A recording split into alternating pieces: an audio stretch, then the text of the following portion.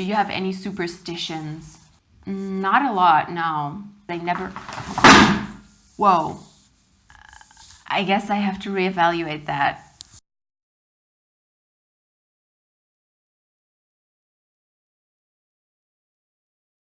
Okay, first things first, I need to make clear that I know that plastic straws are the literal devil. But I got these before that was clear, years ago, because I use them so rarely. So now I want to use them so they can just be gone and I can get metal straws and be happy. All right. Hey everyone, my name is Anya Esma. I am a witch and a tarot reader, and I am doing a witchy tag today, which is something that I very rarely do. So yay, basically, yay.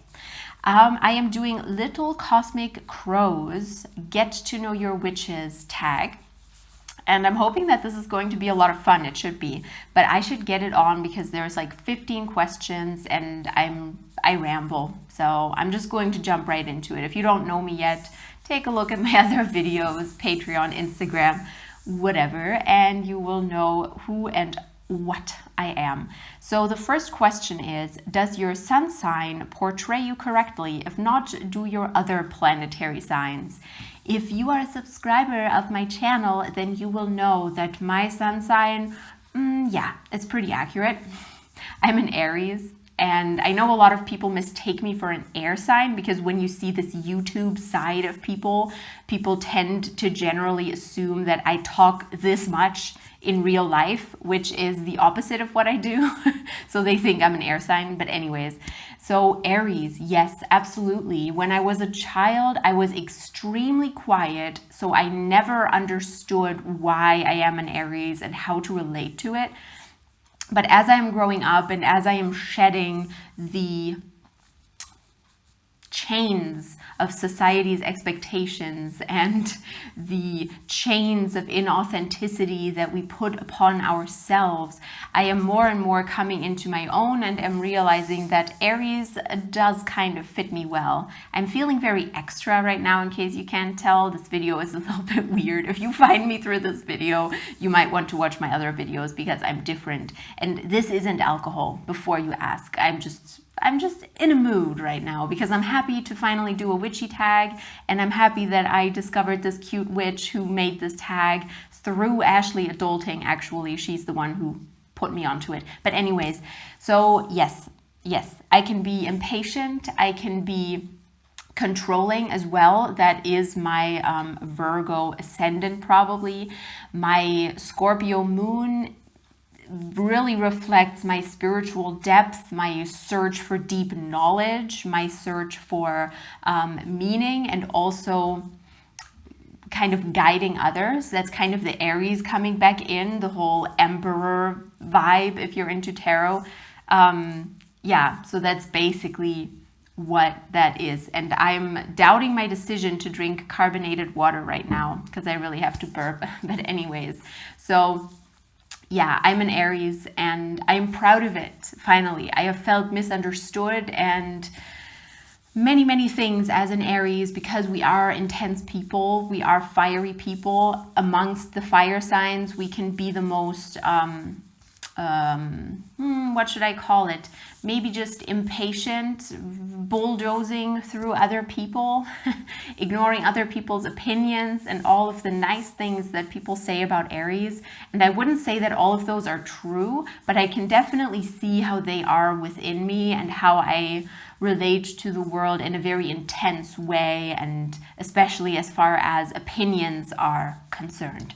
Okay, I have to jump to the next question so I don't take forever on all of this. What songs bring you the most magical vibes? Probably synthwave. Synthwave makes me feel magical and conscious and like I'm in the 80s, which is a time when I was not alive yet. So that's some good nostalgia. Yeah, synthwave. I like dark wave as well. There's also some good like dark witchy mixes. I'm not so much a band person or like one singer that I specifically focus on. I very much change and switch between genres and between songs. So there you have it. Oh yes, and of course video game music. For rituals, I will often use video game music from Animal Crossing, from Zelda, etc. Third question, which one of your deities, guides, ancestors is most sarcastic with you? If this doesn't apply to you, which of your tarot oracle decks is? So I do work with goddess, but not with many different guides, people, you know, ancestors. So I think I will focus on the tarot oracle deck question. However, I have to think about that. I'm not quite sure right now.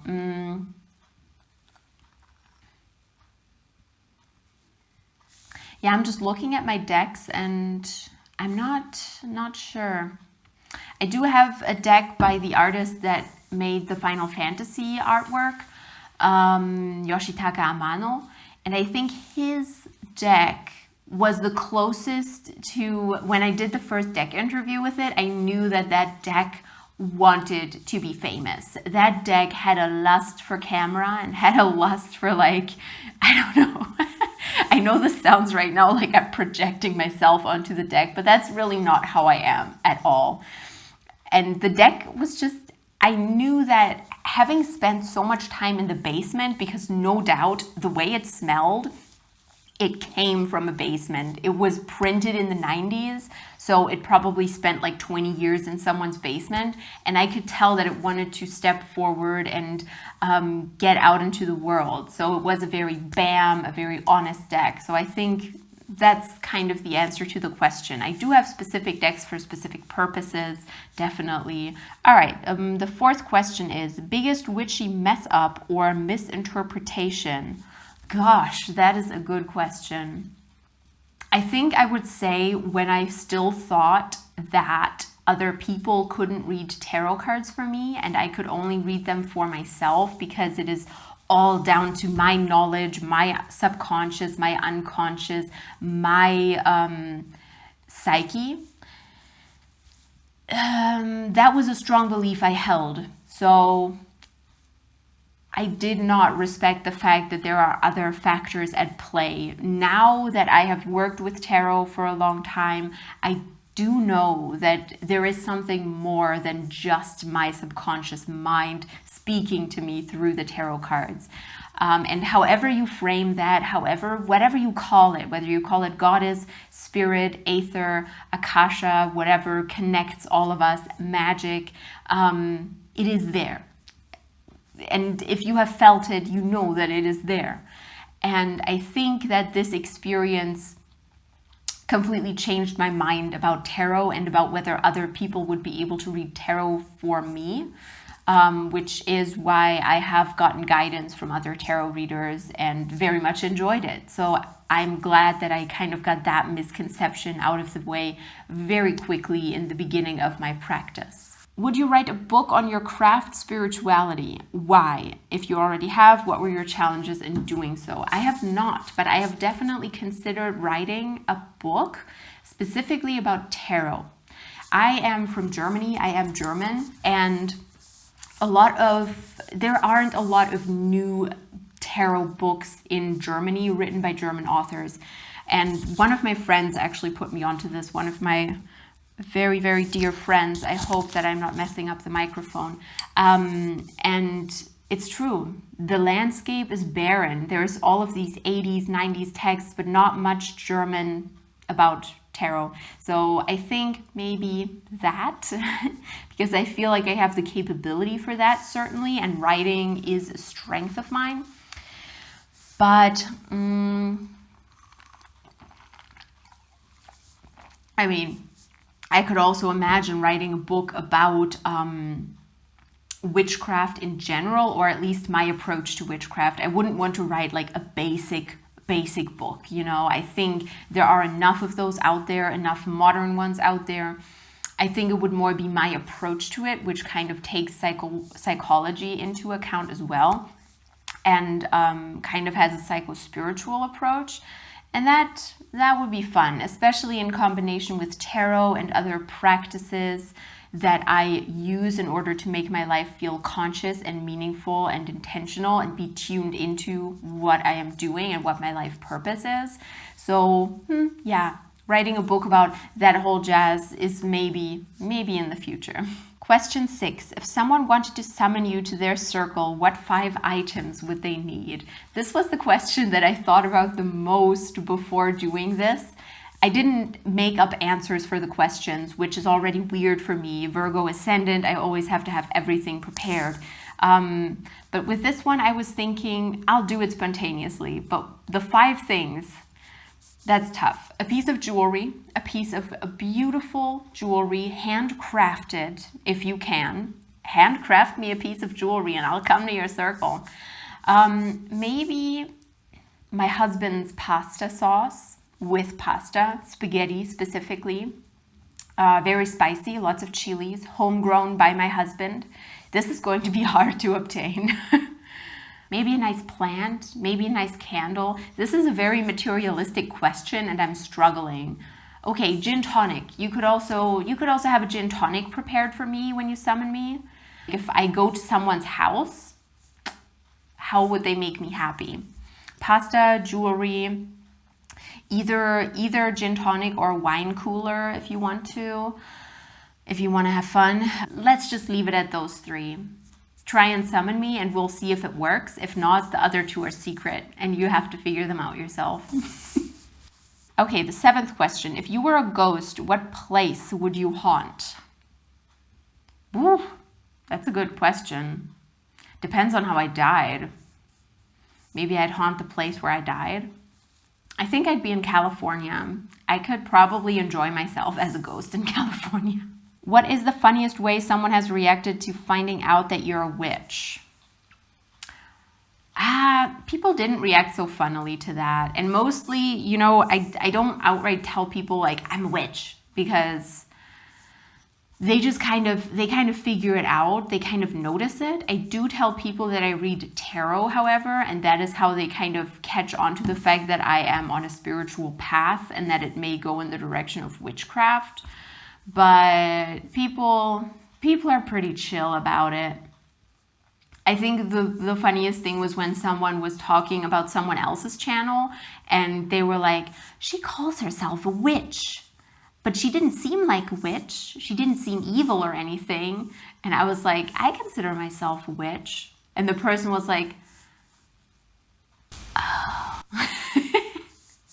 But that's the only time I can really think of. The 9th question is, do you have any superstitions? Oh, that's a hard one. I'd have to go really deep, dig really deep to figure out whether I have superstitions. Do you have superstitions? I need inspiration. Please comment below.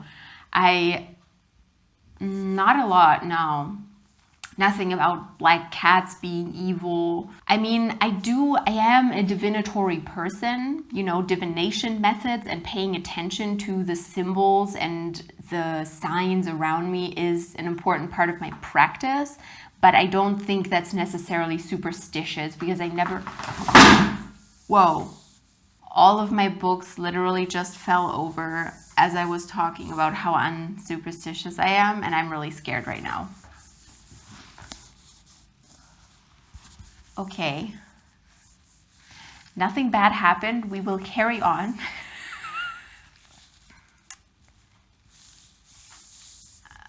I guess I have to reevaluate that. Okay, I have to calm down right now. Yeah. So technically, no, I'm not a superstitious person, except for what just happened. But no, I don't believe that one thing happening causes other things to happen. I don't think that when I see one sign, something is definitely going to happen. I am always the person who has the ultimate power over these things.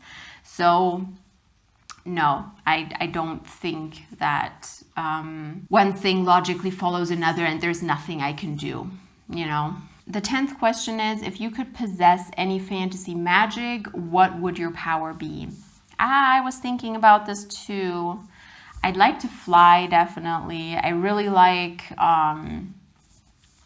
reading other people's minds. Might be a little bit annoying, probably. But I definitely like to fly. And I would like to make flames. I want to be able to make flames to defend myself, because imagine the safety that you would feel if you could just summon a flame. So I'm working on it. I'm working on it. And yeah, fireballs, shooting fireballs everywhere without hurting anyone. That wouldn't hurt me, obviously. And flying. Yeah. 11. What is something random on your altar or altars? I have some random things lying on my altars, but most of it is very intentionally placed, or at least was intentionally placed at one point. I think something that would surprise people who don't know me is my Dragonair picture, which my husband drew for me for Christmas last year.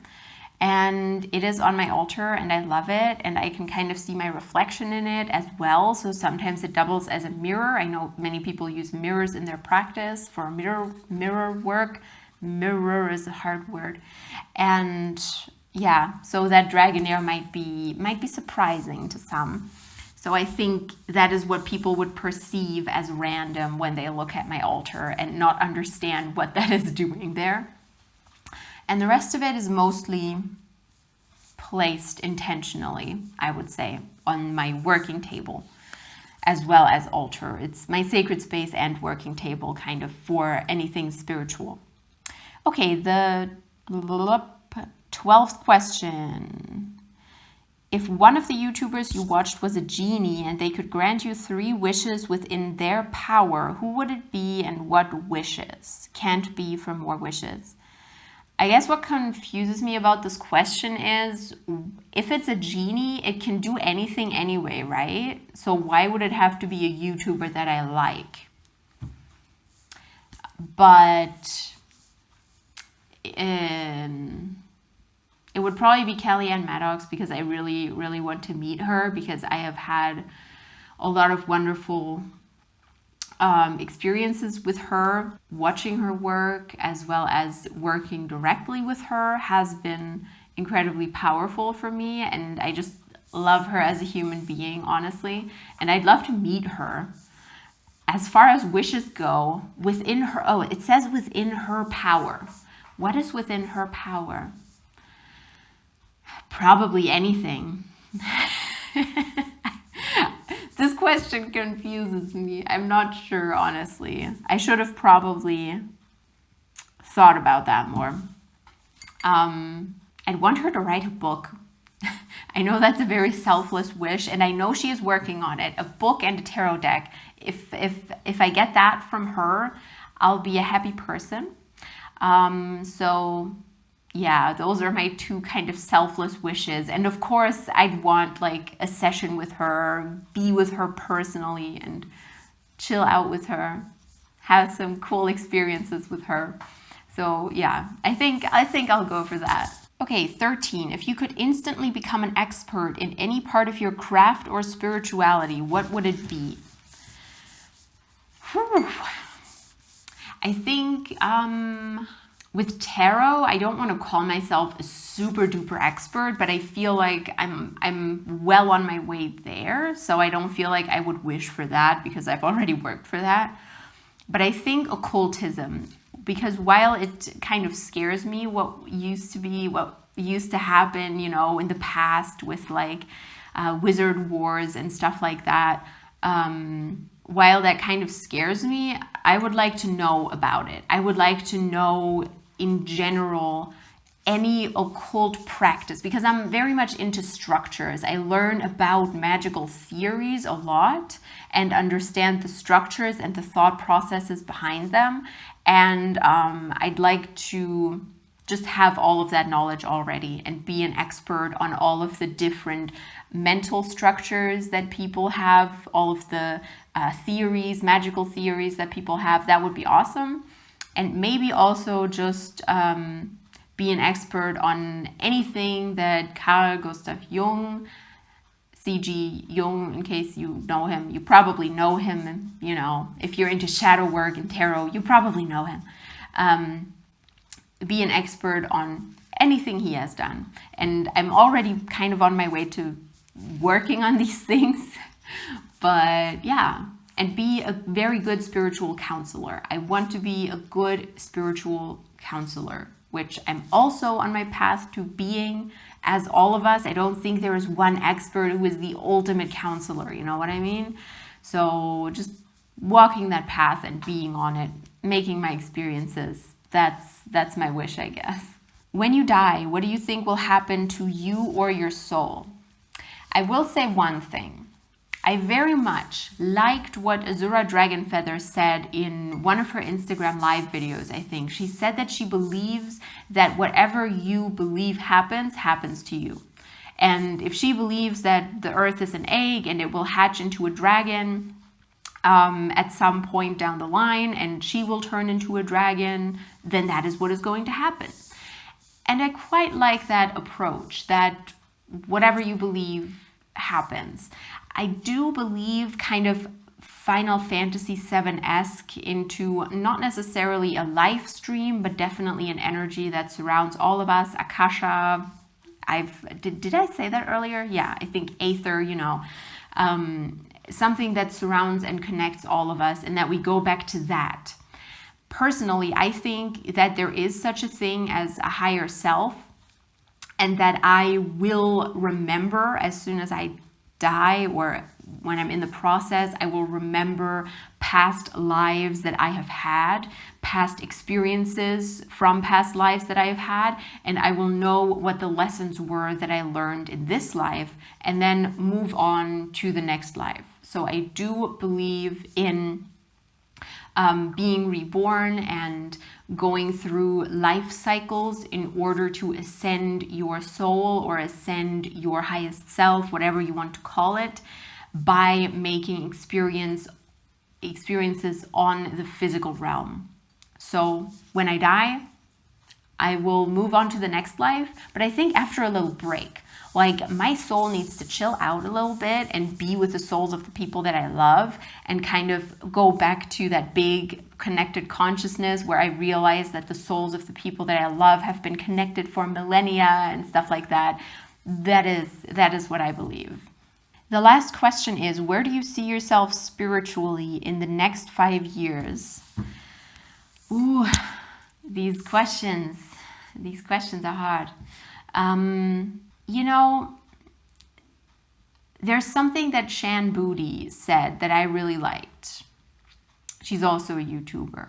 She once said that as she progresses through life, the people who watch her, if they kind of lose track of her, if they don't look at her for a year or two, they will not look back at her and be like, whoa, what has happened to her? That is amazing. That is crazy.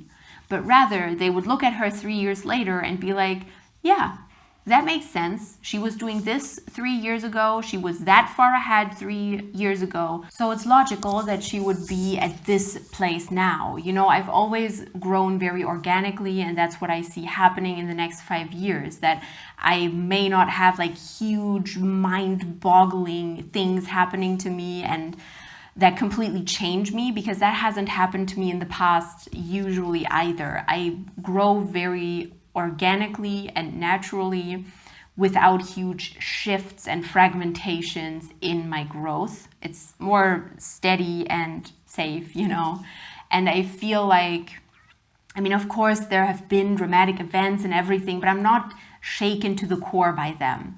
And that is basically what I see happening in the next 5 years. I will logically and spiritually grow basically on the path that I am on already. So if you want to dwell in my domain a little longer, get to know me better, feel free to subscribe, like this video, share it if you want to.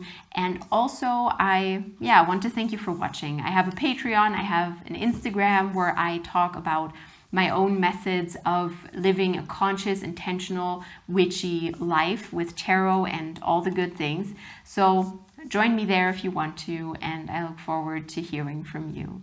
Have the greatest of days, the greatest of weeks, and I'll see you soon.